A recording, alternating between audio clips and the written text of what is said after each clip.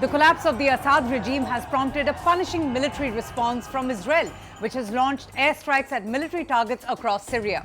Israel has deployed ground troops both into and beyond a demilitarized buffer zone for the first time in 50 years. The Israeli military said it had carried out about 480 strikes across the country over the last 2 days, hitting most of Syria's strategic weapons stockpile. In fact, Defense Minister Katz said that the Israeli Navy had destroyed the Syrian fleet overnight, hailing the operation as what he claims a great success.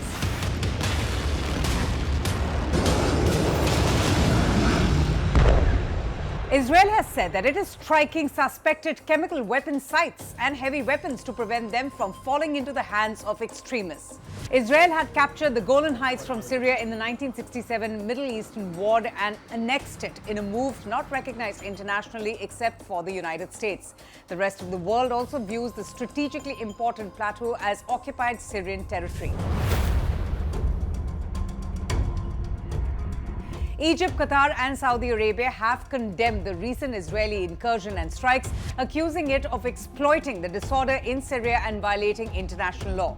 And joining them was Turkey's foreign ministry, who said in a statement, and I quote, "We strongly condemn Israel's violation of the 1974 Separation of Forces Agreement, its entry into the separation zone between Israel and Syria, and its advance into Syrian territory."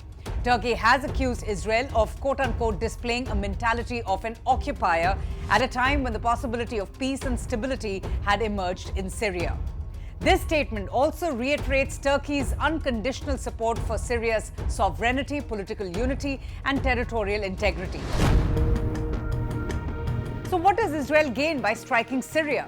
Israel has justified its attacks on Syria for years by claiming that it is eliminating Iranian military targets. However, Iran has said that none of their forces are currently in Syria. But Israel is focused on destroying Syrian military infrastructure. Israel says that it has targeted military facilities including weapon warehouses, ammunition depots, airports, naval bases and research centers. Israel has also deployed military units to the buffer zone along the Golan Heights separating Syria and Israel. The terrain has been an officially designated demilitarized zone as part of a 1974 UN-brokered ceasefire deal. Israel occupies approximately two-thirds of the Golan Heights, with the UN-administered buffer zone that spans a narrow 400 square kilometer area, and the rest has been controlled by Syria. In fact, Israeli Prime Minister Benjamin Netanyahu has said that the former Syrian territory along the Golan Heights, which has been classed as a demilitarized zone since 1974, will remain part of Israel for eternity. While defending the recent attacks on Syria, Israel maintains that their intention is solely to target suspected chemical weapon sites and long-range rocket sites, only to prevent their seizure by armed groups opposed to Israel's ongoing offensives on its neighbors. And what does Israel want from Syria? Well, no one really has much clarity on that. The incursions, many say, are neither justified nor necessary. There is still no word from Hayat Tahrir al-Sham, HTS, on the recent strikes as well. He has already expressed no interest in starting or getting into another new war. The leader of the rebel group has assured the world that there is nothing to fear. In fact, the leader of HTS, the rebel group that has led the charge to oust President Bashar al-Assad last week, has pledged, and I quote, to hold accountable members of the Assad regimes who were involved in torturing the Syrian people.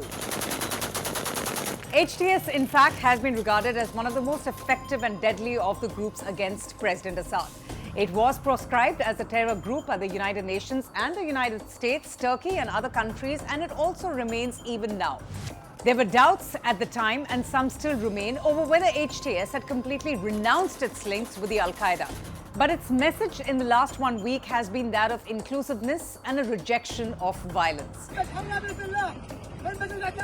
Now, how Syria's political future develops will also depend on the group's intentions and capabilities, along with the other competing pressures from other groups, as major outside powers are focusing on the developments in Syria. With the ouster of Assad, there is a risk of intra-rebel clashes as well.